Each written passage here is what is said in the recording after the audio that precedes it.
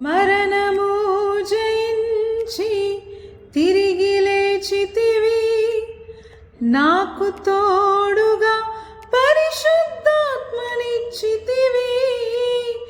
మరణము జయించి తిరిగి లేచితివి, నాకు తోడుగా పరిశుద్ధాత్మనిచ్చితివి.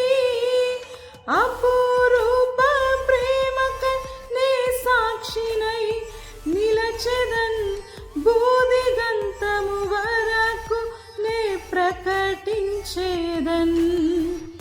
నా జీవం నా సర్వం నీవే దేవా, నా జీవం నా సర్వం నీవే దేవా.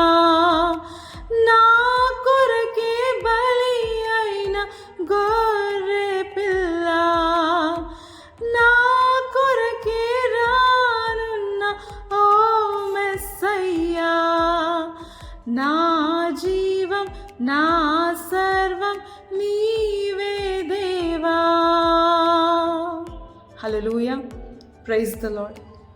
కాబట్టి మీరు వెళ్ళి సమస్త జనులను శిష్యులనుగా చేయుడి అని మత్తయి సువార్త 28వ అధ్యాయం 19వ వచనంలో ఉంటే, మరియు మీరు సర్వలోకమునకు వెళ్ళి సర్వ సృష్టికి సువార్తను ప్రకటించుడి అని మార్కు సువార్త 16వ అధ్యాయం 15వ వచనంలో ఉంది. సువార్త ఉన్నదే శిష్యులుగా మారటానికి. సువార్త అనేది ఇవ్వబడిందే శిష్యులుగా మనం సిద్ధపడి అనేకుల్ని సిద్ధపరచటానికి, అలాగే శిష్యులుగా మనము నిజముగా మారి అనేకుల్ని మార్చటానికి. నా జీవం నా సర్వం నీవే అని పాడటం, సమస్తము నీవే అయి ఉన్నావు నాకు దేవా అని పాడటం, నువ్వుంటే నాకు చాలయ్యా అని పాడుకోవటం, చెప్పుకోవటం చాలా సులభం. మరి దేవుని యొక్క అద్భుతమైన ఆజ్ఞ, ఇంగ్లీష్లో ద గ్రేట్ కమిషన్ అని అంటారు. ఈ యొక్క నియమాన్ని మనం నిజంగా పాటిస్తున్నామా? నిజంగా ఆయన శిష్యులుగా మనం ఉంటున్నామా? ఒక్కసారి మనం పరిశీలించుకుందాం.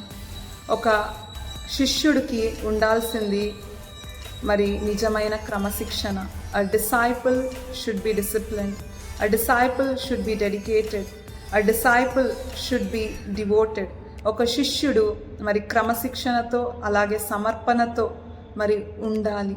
లేకపోతే మనము యేసయ్య శిష్యులుగా ఎన్నటికీ కూడా అవ్వలేము.